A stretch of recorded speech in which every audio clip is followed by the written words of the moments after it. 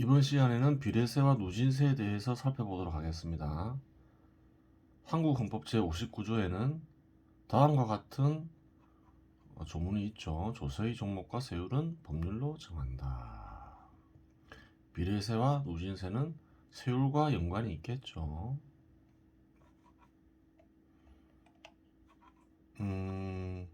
조세의 종목을 법률로 정하게 하면 되나요?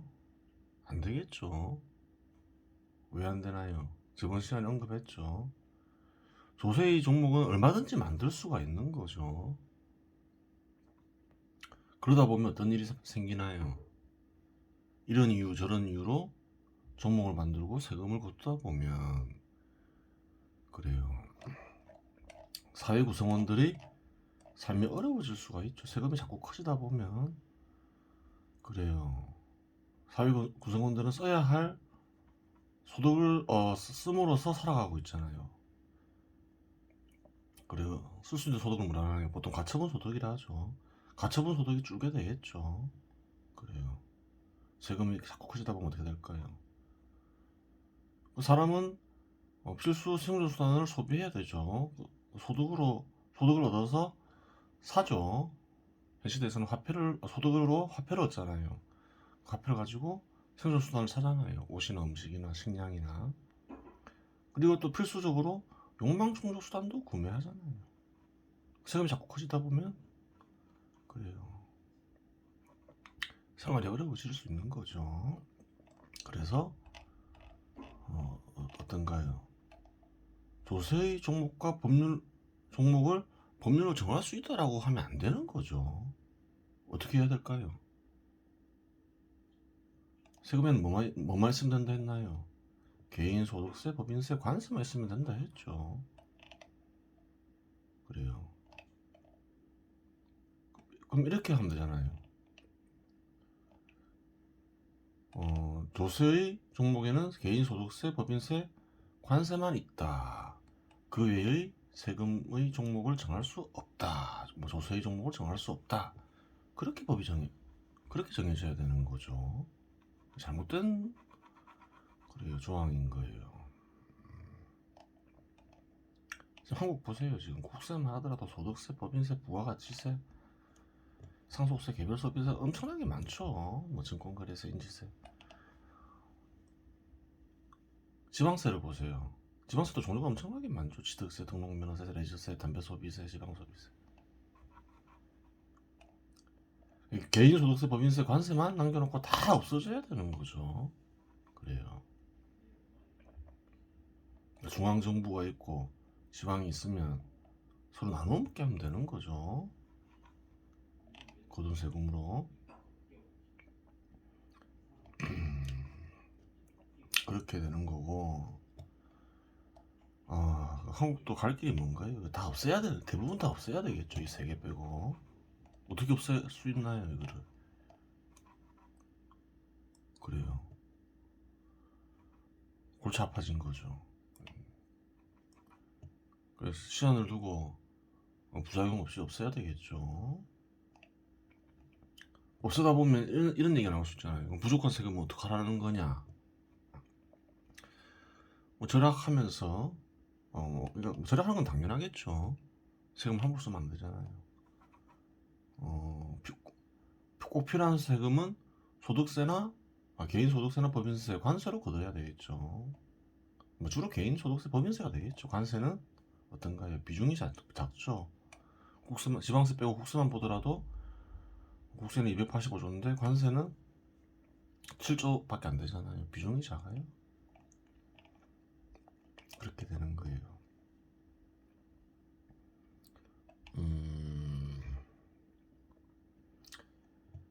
큰 탈 없이 없애는 게 기술이겠죠. 한국에서 어떻게 없앨 수 있을까요? 한번 생각해 볼 필요가 있죠. 최근에 생긴 세금 종목도 많잖아요. 그래요. 최근에 어떤 게 생겼을까요? 교통, 에너지, 환경세 이런 것도 있고. 그래요. 최근에 생긴 것도 있어요. 최근 20년 이내에 생긴 것도 있죠. 뭐 종합부동산세 이런 것도 있고. 그래요.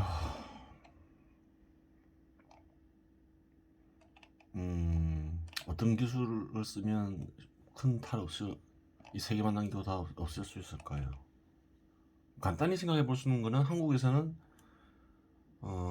정당들이 있죠. 그 경쟁하는 정당이 만든 세법 그래요. 세금을 다 없애버리면 되잖아요. 무력화시켜버리거나.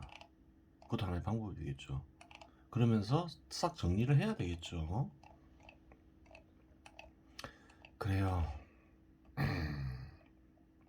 세율을 살펴볼 건데 한국 소득세법을 한번 볼게요.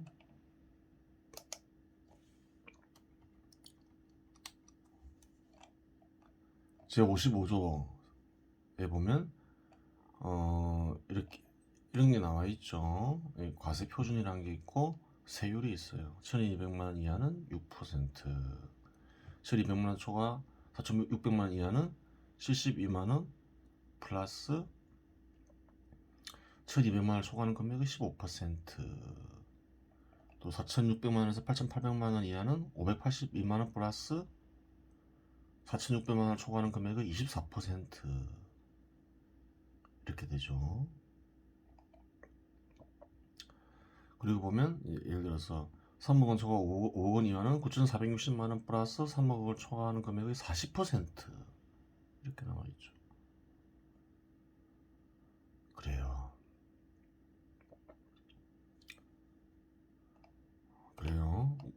10억 원을 초과하는 경우에는 3억 8,460만 원을 일단 내고 10억 원을 초과하는 금액의 45% 이렇게 나와 있죠. 뭔가요? 소득이 클수록 보다 큰 세율이 적용되고 있음을 알 수 있어요. 이런 걸 뭐라 하나요? 누진세라고 하죠. 그래요.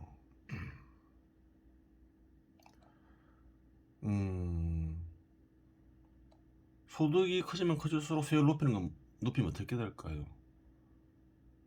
점점 소득을 벌어들이는 의미가 사라지겠죠. 벌어봤자 정부에 바쳐야 되니까. 그래요. 큰 소득을 얻는 것을 어떻게 생각하나요? 별로 안 좋게 생각하는 거죠. 그런 관념이 밑바탕에 깔려 있음을 알 수가 있어요.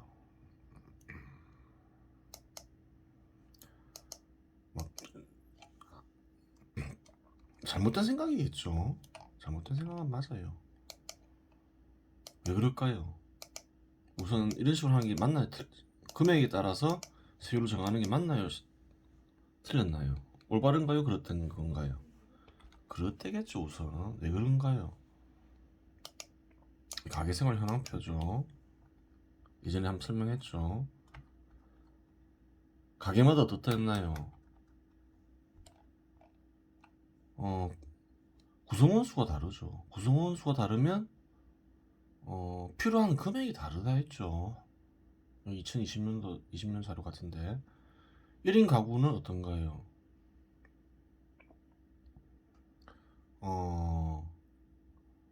95만 천원만 있어도 생활함에 불편함이 없다 그랬죠. 물론 연도마다 바뀌겠죠. 2인 가구는 더 많은 금액이 필요하겠죠. 191만 8천원이 최소한 있어야 되는 거죠. 그래요.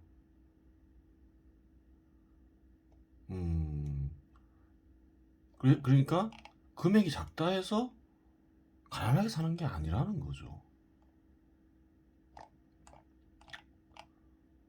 1,500만 원을 벌어도 1년에 1,500만 원을 벌어도 1인 가구면 여유있게 살 수 있다는 거죠. 근데 어떤가요? 2인 가구면 어떻게 되나요? 1,500만 원 받아가지고는 제대로 못 살죠. 2,400만 원은 벌어야 살 수 있는 거죠. 그래요. 그래서 금액에 따라서 그래요. 그 세율을 높이는 건 잘못된 거예요. 그래요. 그게 이제 첫 번째 이유로 이렇게 누진세를 적용하는 누진세가 잘못된 이유로 설명하는 첫 번째 이유가 뭔가요? 가족 구성원 수에 따라서 필요한 금액이 다르다. 그렇게 볼 수 있는 거죠. 그래요. 두 번째 이유를 찾자면 뭘까요?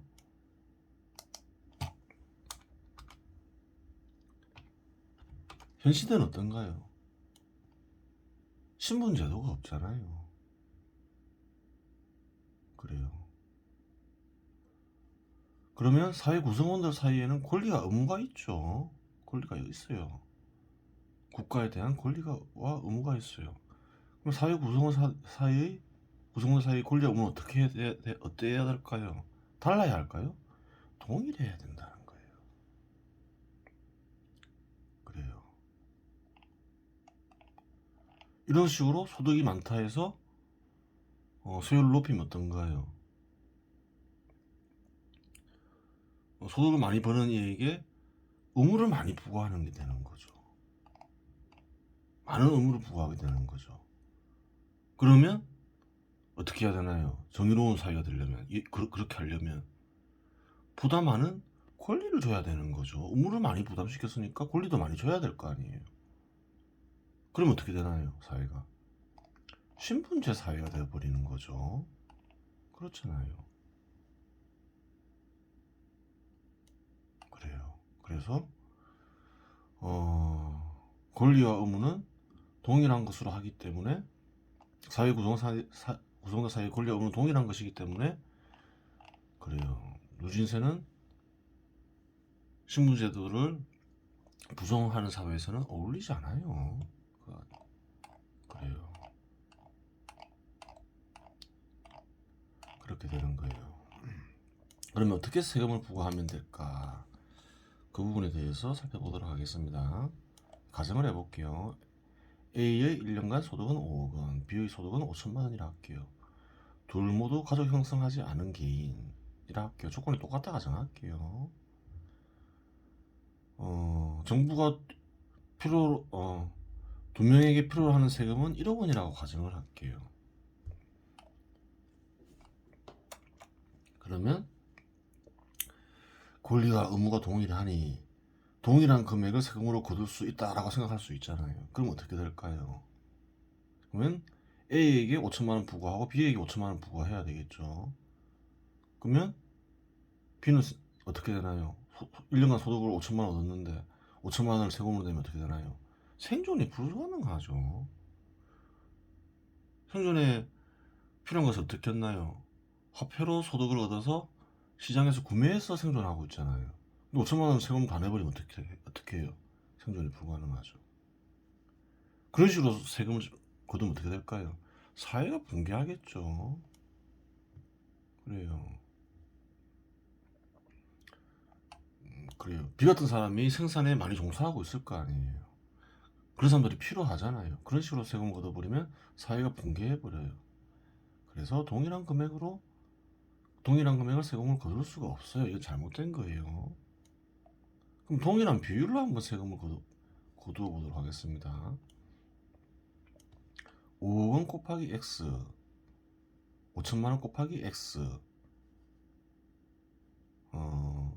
그러면 그리고 동일한 비율을 일단 구해야 되겠죠. 어떻게 구할 수 있을까요? 방정식을 만들어 볼 수 있죠. 세율을 모르니까 세율을 X로 이렇게 규정해 놓고 5억 원 곱하기 X 5억 원 곱하기 X 플러스 5천만 원 곱하기 X 이꼬르 1억 원 하면 해서 X를 구하면 되겠죠. 그럼 5억 이게 X 곱하기 이렇게 가로에 5억 원 플러스 5천만 원 할 수 있죠. 그리고 1억 원 이꼬르 1억 원. 그러면 X는 0.1818 나와요. 이 세율을 퍼센테이지로 바꾸면 18.18% 되죠. 그러면 A에게 부과하는 세금은 9,090만원, B에게 부과하는 세금은 909만원이 돼요. 그래요. A가 훨씬 많이 내죠. 10배 내죠. 소득이 10배니까 10배 내는 거죠. 그래요. 그럼 B도 소득 전체를 세금으로 내는 게 아니잖아요. 자기가 번 것에서 일부를 내게 되는 거죠. 얘도 마찬가지고. 그래요. 결론, 개인소득세 원칙은 비례세가 원칙이 돼야 되겠죠. 그래요. 누진세는 안 되는 거예요. 그래요. 능력에 따라서 많이 벌면 그에 합당하게 세금을 내면 되는 거예요. 그래요. 그런데 비생존 소득선이 4,500만 원일 수가 있잖아요. 예를 들어서 비에게 909만 원을 세금을 부과하니까 부과하면 어떻게 되나요? 5천만 원 벌었는데 한 대략 한 410만 원 정도 올 자기가 사용할 수가 있죠. 410만 원이면 그래요. 1년에 얼마 쓸 수 있나요? 한 4,100만 원 정도 쓸 수 있죠. 4,100만 원 정도 쓸 수 있는데 올이 아니라 비생존 소득선이 4,500만 원일 수가 있는 거예요. 그래요. 비도 사회에서 필요하다 했잖아요. 그럼 비도 어떤가요? 그래. 생존 소득선만큼 벌게 해줘야 되잖아요. 그래요. 왜 비는 그래 500만 원만 내야 되겠죠. 세금을 사회에서 필요하니까 살게 해줘야 되니까. 그러면 이제 A가 부담해야 될 세금을 계산해 봐야 되겠죠. 5억 원 곱하기 X 플러스 500만 원 이꼬르 1억 원 해서 X를 구하면 되겠죠. 0.19X는 그럼 A가 부과해야 될 세금은 19%가 되는 거예요. B에게 부과하는 세율과 세금은 어떻게 되나요?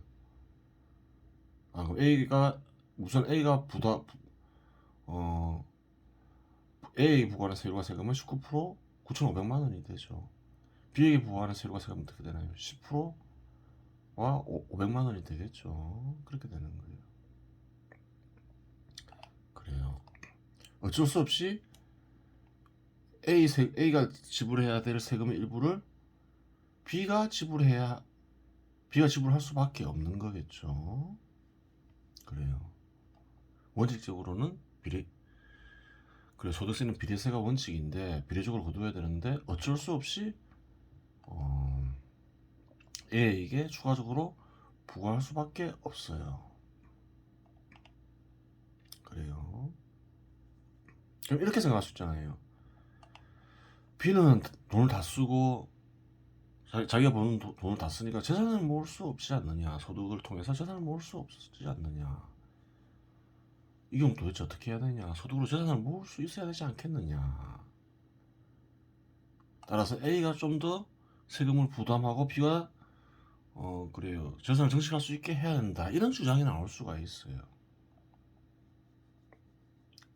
그래요. A에게 추가적으로 세금을 부담시켜서 B의 재산을 증식시키자. 이게 올바른 생각인가요? 잘못된 생각이에요. 왜 그래요? A가 B의 세금을 대신 내주고 있잖아요. 근데 왜 대신 내주고 있나요? 정부가 필요하니까. 그렇잖아요. 근데 그래요. B의 재산을 증식시키기 위해서 A가 세금을 내는 건 아니잖아요. 그 어떤 효과가 있을까요? 그렇게 하면 A에게 더 세금을 부담시켜서 B의 재산을 증식시키려고 하면 B가 A의 재산을 도적질한 게 돼버리는 거죠. 정부가 권력으로 도와준 게 되는 거죠. 도적질이 되는 거예요. 그래요. 그러니까 A가 B의 세금을 대신 내주는 것으로 끝을 내야 되는 거예요. B도 필요하니까. 그러면 B의 재산을 증식시킬 수 있는 방법이 없을까요? 정부의 생산성을 증가시키면 되죠. 필요한 세금을 1억 원에서 5천만 원으로 감소시키면 어떻게 될까요? 이런 방정식으로 구할 수 있다 했죠. 그러면 세율은 9%가 돼요. A에게 부과하는 세금은 4,545만 원이 되고 B에게 부과하는 세금은 454만 5천 원이죠. 4만 5천 원이 남게 되죠. B도. 그래요. 정부가 생산성을 증가시키면 그래요. A는 B 대신 세금을 더 낼 필요도 없고 B 역시 저축할 수가 있는 거예요. 생산성을 두 배로 향상시키면 또 어떻게 할 수 있을까요? 경제 발전으로 인한 개인의 소득이 증가하면 그러한 문제를 해결할 수 있어요. 예를 들어서 A와 B의 소득 20% 증가, A와 B에게 부과하는 세금 1억 원이라고 하죠. 세금은 그대로 있어야 되겠죠. 세금이 증가하면 안 되겠죠. 그러니까 정부의 생산성은 항상 중요한 거예요. 정부 생산성이 나빠지면 세금 역시 증가할 거 아니에요. 기업만 생산성이 중요한 게 아니에요. 그 잘못된 생각이에요. 그래요. 그러면 세율을 한번 구해볼게요. 이렇게 이 식에 의해서 구할 수 있다 했죠. 그러면 X는 0.1515, 세율은 15.15%가 되죠. 소득이 20% 증가했으니까 A의 소득은 6억 원, B의 소득은 6천만 원이 되겠죠. A에게 부과하는 세금은 7,575만 원, B에게 부과하는 세금은 757만 5천 원이 되죠. 그래요. 그러니까 4,500만 원이 생존소득선이라 했으니까 6천만 원 빼기 757만 5천 원 빼기 4,500만 원 하면 742만 5천 원 저축이 가능해지는 거예요. 그래요.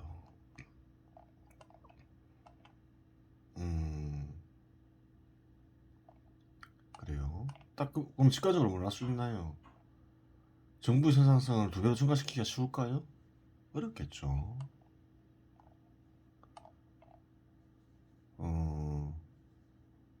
경제 발전으로 A와 B 소득 20%를 증가시키는 게 불가능할까요? 가능하다는 거예요. 가능해요.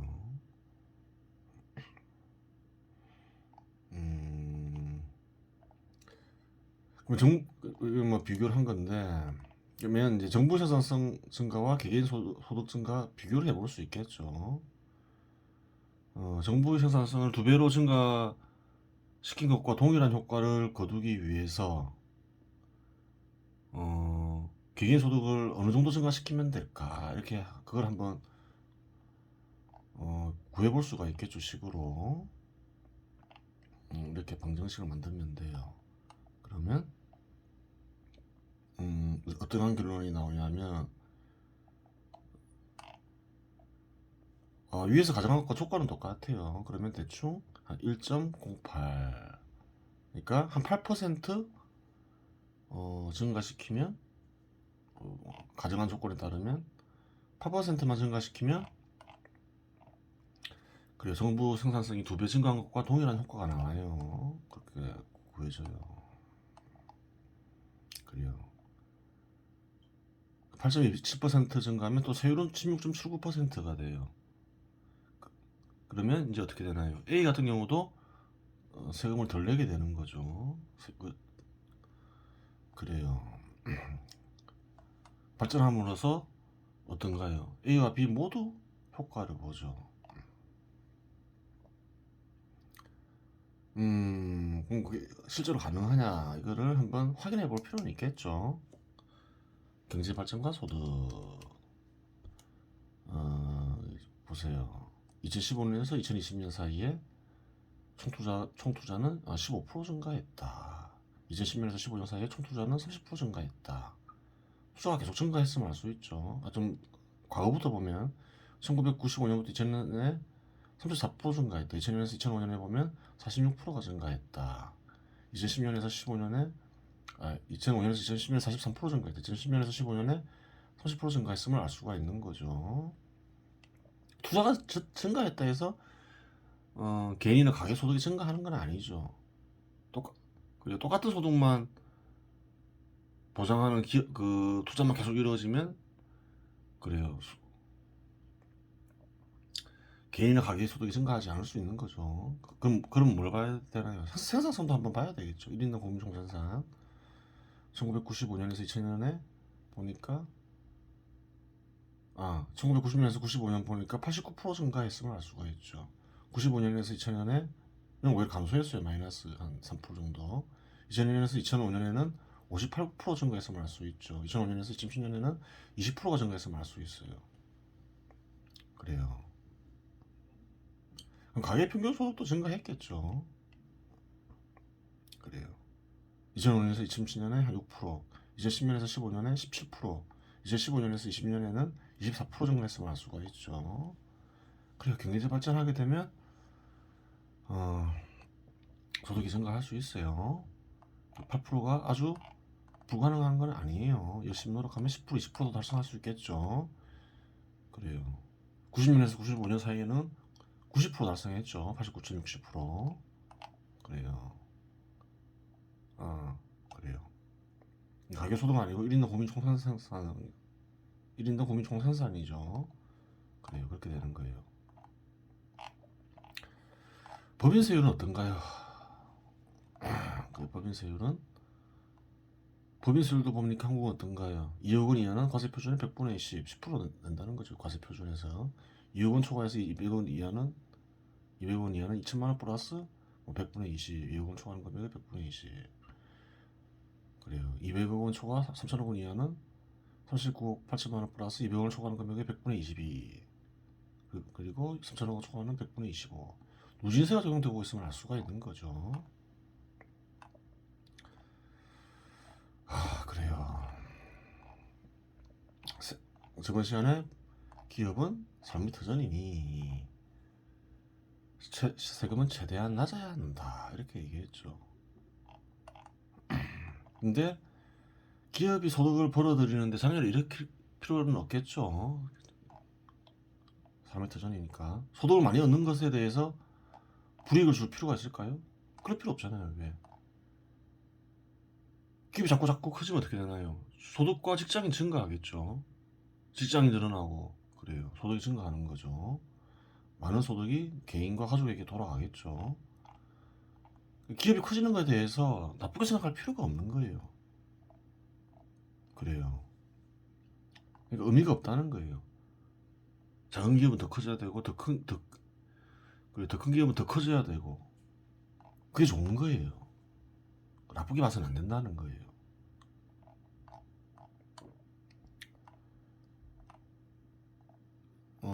그래요. 근로자 소득이 부정적 효과를 일으킬 수도 있어요. 한번 볼까요? 대기업 근로자의 평균 소득은 591만 원 조사됐고 중소기업 근로자의 소득 경우 259만 원으로 대기업의 절반 수준에 그쳤습니다. 2022년 2월 20일 더 퍼블릭에 있었던 기사죠. 생산성이 좋으면 대기업이 될 가능성이 커지겠죠. 더 커지겠죠. 대기업들은 대기업의 근로자 소득이 높잖아요. 기업이 커나가는 걸 방해할 필요가 없다는 거예요. 그래요. 큰 기업이든 작은 기업이든 다 의미가 있다. 큰 기업은 더 커지게 해야 되고 작은 기업은 또 더 커지게 해야 한다. 그리고 보다 많은 새로운 기업들이 생기면 좋다. 어떤 규모의 기업이든 다 의미가 있으니 누진세를 적용해서는 안 된다. 그렇게 되는 거예요. 물론 마찬가지로 아주 그래요. 차별해서는 안 되지만 정부의 재정이 어려울 때 일시적으로 누진세를 적용할 수는 있겠죠. 근데 어떤 의미를 부여해서 영구적으로 이렇게 누진세를 부여해서는 안 되겠죠. 특히 기업은 더 안 되겠죠. 이번 시간 여기서 마치겠습니다.